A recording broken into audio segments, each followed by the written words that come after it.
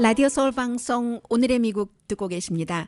오늘 마틴 루터 킹 데이이기 때문에 뭐 세계 다른 나라에서는 모두 일을 하고 있지만 미국은 연방 공휴일입니다. 그래서 쉬는 그런 사람들도 많고 저희처럼 방송을 하는 사람들은 뭐 1년 365일 늘 여러분들과 만나 뵙고 있는데 마틴 루터 킹 데이를 Great American Day로 하는 그런 시가 있습니다. 미시시피주의 빌럭시스라는 시인데 그러니까 한마디로 그 마틴 루터 킹 데이로 하기 싫다는 얘기잖아요. 남부에서는 그런 곳이 많이 있습니다. 아직도 그가 흑인이고 또 이제 소수인종의 권리 같은 것을 굉장히 강조를 했기 때문에 싫어하는 사람들이 있어요. 연방 공휴일인데도 불구하고.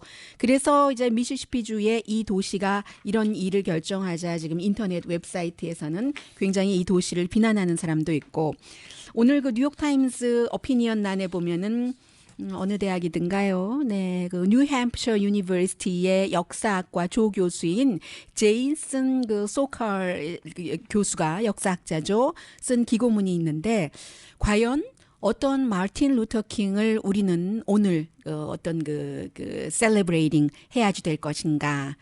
매년 1월의 세 번째 월요일이 마틴 루터 킹 주니어 할러데이입니다.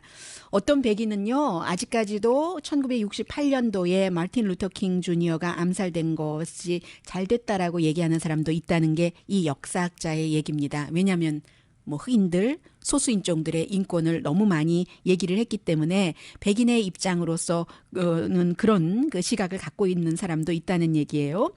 그런데 이제 루터 킹 주니어가 1967년도에는 베트남 전쟁을 굉장히 비난을 했었고 미국의 영혼이 죽었다라고 표현하면서요. 그리고 다음 해인 68년도 그 암살당한 해에는 가난한 사람들을 위한 캠페인을 했고 가난한 사람이라는 게 뭐 그 당시에 뭐 꼭 흑인만 가난했던 것도 아니고 백인이라든가 뭐 일부 그 라티노도 있었을 테고요. 뭐 대대적인 이민이 이루어지진 않았겠지만 물론 뭐 라티노의 경우는 워낙에 뭐 캘리포니아주도 멕시코 땅이었으니까 그때부터 있었던 사람들도 있을 테고 그래서 1968년도에 마틴 루터 킹 주니어가 했었던 가난한 사람을 위한 캠페인을 사회주의다라고 얘기하면서 굉장히 그 싫어하는 사람들도 많이 있다고 얘기를 합니다. 이제 1968년도 마지막 행진하고 숨지고 말았는데 그 당시에 한 4만 3천 명의 보수들이 서명을 하면서 마틴 루터 킹 데이 그 당시라는 것은 이제 그 레이건 대통령 시절이에요.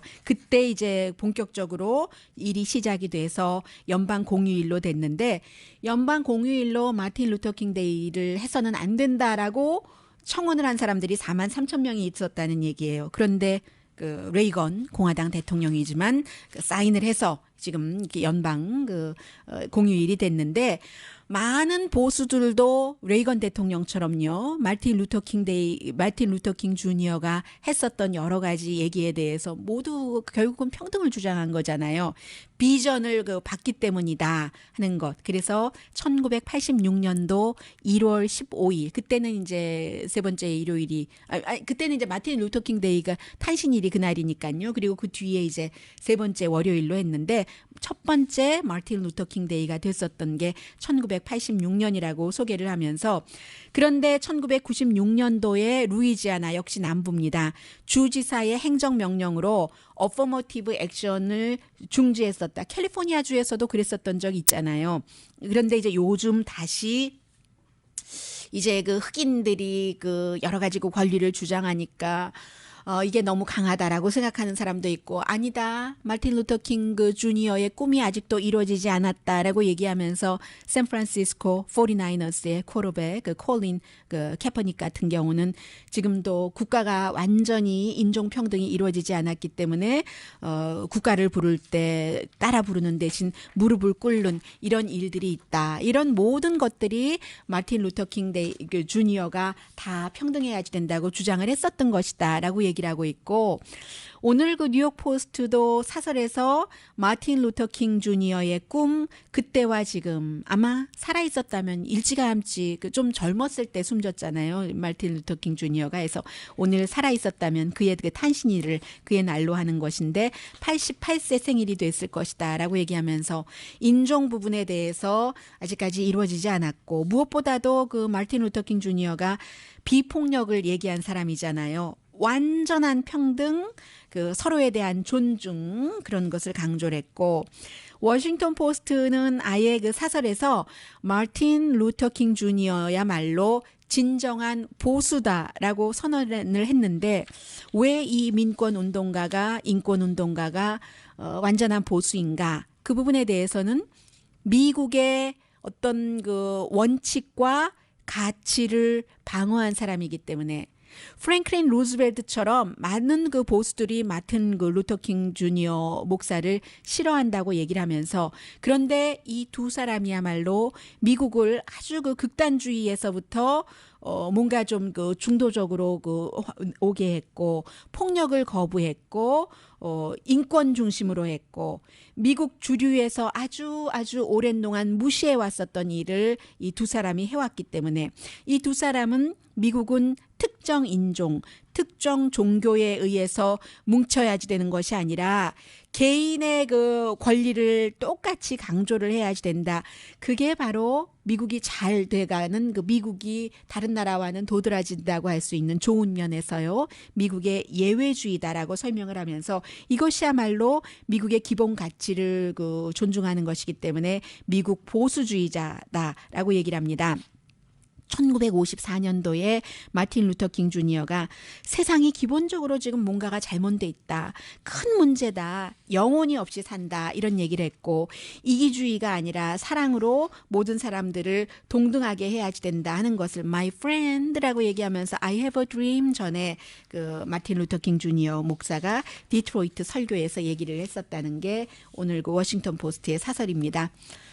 오늘요, 이 도널드 트럼프 그 당선자가 마틴 루터 킹 뭐 여러 명의 자녀가 있습니다만 딸들도 있고 합니다만은 마틴 루터 킹 그 3세 그러니까 맏아들이죠. 그를 만나게 됩니다. 인권 운동가, 민권 운동가 아버지의 뜻을 받들어서 일하고 있는데 그 전에 그 트럼프 당선자가 주말 사이에서는 존 루이스 그 조지아주의 민주당 그 하원 의원이 루터 킹 목사와 함께 그 셀마 행진을 했었고 지난해에 나왔었던 영화 제목 자체가 셀마였던가요? 거기서도 나왔는데 그런데 굉장히 설전을 주고받았어요. 왜냐하면 존 루이스가 여러 가지 이유 등으로 인해서 그 도널드 트럼프를 합법적인 대통령으로 인정할 수가 없다. 나 뭐 30년 의정 활동 역사상 처음으로 대통령 취임식에 참석하지 않는 해가 될 것이다라고 얘기를 했고 지금 적어도 18명의 민주당 의원들이 금요일에 있을 그 트럼프 그 취임식에 참석하지 않겠다는 것 아니겠어요? 그러니까 당장 또 트럼프 당선자가 트윗을 했습니다. 아니 그 존 루이스 의원은 맨날 그 말만 하지 행동을 하지 않는 사람이야라고 비난을 했고 그러나 지금 때가 때이니만큼 또 마틴 루터 킹 주니어 그 목사 이후에 그야말로 흑인으로서 가장 그 민권 운동에 앞장섰던 사람이기 때문에 오늘도 그 마이애미에서 연설을 하던데요. 많은 사람들이 트럼프 당선자보다는 그 루이스의 그런 그 민권 운동 이런 것에 조금 더 그 존중하는 분위기이고요. 지금 지금 민주당 그 정치인들이 취임식에 참석하지 않는 것뿐만이 아니라 시위까지 한다는 얘기를 하고 있고 이게 이제 특히 러시아가 여러 가지 그 문제를 그 조정을 해서 그가 대통령이 되는데 기여를 했기 때문에 합법적인 대통령으로 인정할 수 없다는 그 얘기잖아요. 그래서 이제 이 부분에 대해서는 지난주에 여러 가지 뉴스들이 있었는데 그 가운데 그 하이라이트가 결국은 연방 법무부에서 제임스 코메이 연방 수사국장에 대해서 수사를 하겠다 하는 것인데 그가 과연 그 힐러리 클린턴 이메일 그 수사를 하고 선거 있기 열 하루 전에 다시 조사를 하겠다고 하고 나중에 뭐 별것 없었다라고 얘기를 하긴 했지만 이 문제를 왜 그를 의심하는가 이게 사실은 중요한 거예요. 그런데 이제 한국 뉴스에서는 많이 빠졌던 것 같은데 왜 그랬냐면요. 지금 그 영국이나 미국 언론의 그 심층 보도에 따르면 제임스 코메이 연방수사국장이 원래는 이제 이 부분이 제일 처음 시작된 것은 예비선거 때 공화당 예비선거 때 공화당의 예비선거 후보가 트럼프에 대해서 뭔가를 그 조사해 달라고 워싱턴에 있는 그 회사에 주문을 했더니 그런 회사들은 대체적으로 예전에 이제 뭐 CIA라든가 FBI에서 일했던 사람들이 나와서 일을 하고 차린 그런 회사입니다. 그랬더니 이게 국제적인 조사가 필요하기 때문에 혼자서 할 수 없었고 워싱턴의 이 회사가 이제 그 영국의 회사에 의뢰를 했는데 그 영국 회사도 마찬가지로 영국에도 그 정보국이 두 개로 나뉘어져 있잖아요. MI5와 MI6 해서 MI5는 국내 정보, MI6는 국제 해외 정보인데 이 MI6에서 일했던 사람이 결국은 이제 이 문제를 맡게 된 거예요. 그래서 쭉 조사를 해봤더니 이 도널드 트럼프라는 그 후보가 그 당시에는 후보였으니까요.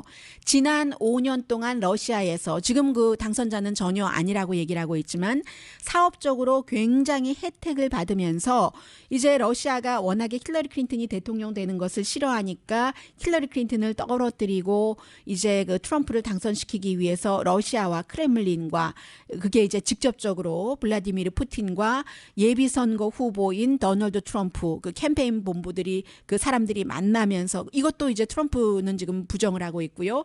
여러 가지 정보를 공유하고 그 사이에 이제 5년 동안이나 관련이 있었다고 하니까 2013년도에 미스 유니버스가 러시아에서 대회가 열렸을 때 트럼프가 그곳에 가서 과거에 오바마 대통령이 묵었었던 리츠칼튼 호텔, 리츠칼튼 호텔이 예전에는 아주 그 유명한 그 도청 많이 했었던 그런 그 호텔이었습니다. 그래서 이제 보리스 옐친이 예전에 대통령이 됐었을 때도 미국이 물론 보리스 옐친을 지지하기도 했지만 그 당시에 라이벌이 있었는데 그때 KGB의 헤드가 블라디미르 푸틴이었는데 블라디미르 푸틴이 보리스 옐친을 당선시키기 위해서 보리스 옐친의 라이벌이 젊은 두 여자와 섹스하는 그 장면을 그 호텔 현재의 리츠칼튼 과거에는 다른 이름의 호텔에서 찍어서 그것을 이제 그 후보에게 딱 드러내놓고 해서 보리스 옐친이 됐다는 것 아니겠어요. 그런 식으로 블라디미르 푸틴이 이제 지금 테이블 갖고 있다는 것 아니겠어요. 이 도널드 트럼프의 테이블. 이것도 트럼프와 블라디미르 푸틴은 부정을 하고 있습니다. 그런데 이제 그 사이에 미스 헝가리도 이 트럼프가 당시에 자신의 호텔로 오라 하는 것을 그 얘기를 했었다고 폭로를 하고 있고요. 이런 과정에서 지금 러시아가 트럼프의 이 같은 그 섹스 테이프도 갖고 있고 여러 가지 그 비리를 갖고 있기 때문에 트럼프가 대통령이 되고 나서부터는 러시아에게 질질 끌려다닐 것이다 하는 것들을 지금 미국 정보국도 굉장히 지금 우려하고 있는 것이고요. 트럼프 당선자는 절대로 그 부정을 하고 있는 것이고 그런 것 때문에 이제 그 미국의 여러 가지 그 민권 운동을 했었던 사람이나 이제 존 루이스 같은 하원 의원이 트럼프를 도저히 지금 인정할 수 없다고 얘기를 하고 있는 것이기 때문에 지금 금요일이 그 취임식이니까 얼마 남지 않았는데 이 부분은 아직까지도 계속 그 얘기가 될 것 같고요.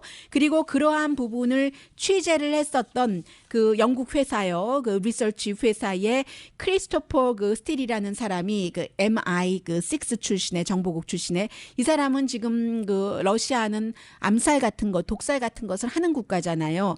해서 그 러시아가 혹시 나를 해치지 않을까 해서 지금 어디로 도망갔었다는 것이고 왜 그 제임스 코메이 FBI 국장은 여기에 대해서 수사를 받느냐 하면은 이 사람이 조사를 쭉 하다 보니까 러시아와 지금 이게 근데 확인될 수 있는 부분은 아니에요.